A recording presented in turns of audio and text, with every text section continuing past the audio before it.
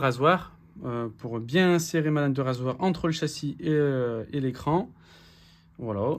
Et après, j'aurai besoin de l'isopropanol pour mettre sur tout le contour du châssis de l'iPhone. Hop, comment il s'appelle, des cotons-tiges pour imbiber sur le contour. Allez, c'est parti. Hop.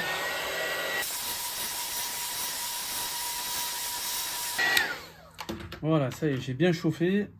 Maintenant, je prends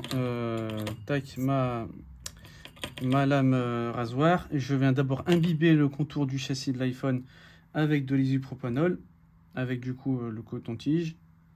Et maintenant, je prends ma lame et je vais venir l'insérer entre le châssis de l'iPhone et l'écran.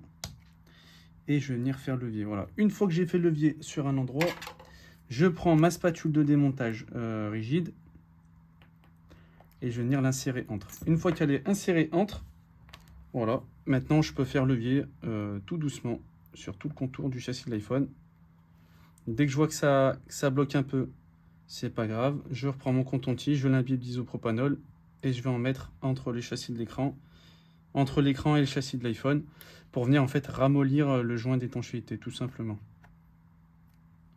Oh punaise, oh là là, j'ai oublié d'enlever les deux vis Pentalobe avec mon tournevis Torx.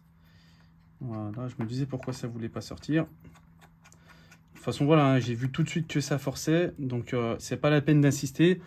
Si vous voyez que ça force trop, vous n'insistez pas et vous regardez ce qui se passe. Tout simplement, bah là, je viens de me souvenir que je n'avais pas enlevé les deux vis du bas, les deux vis Pentalobe.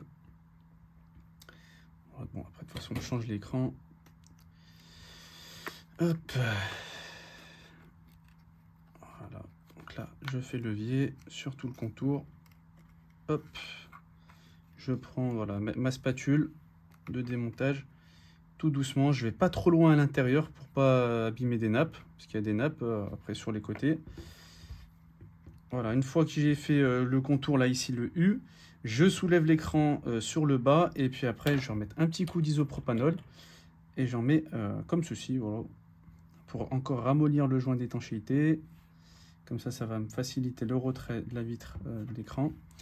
Je reprends ma spatule de démontage. Je vais faire des petits coups comme ça à gauche, à droite, pour venir insérer ma lame, ma spatule.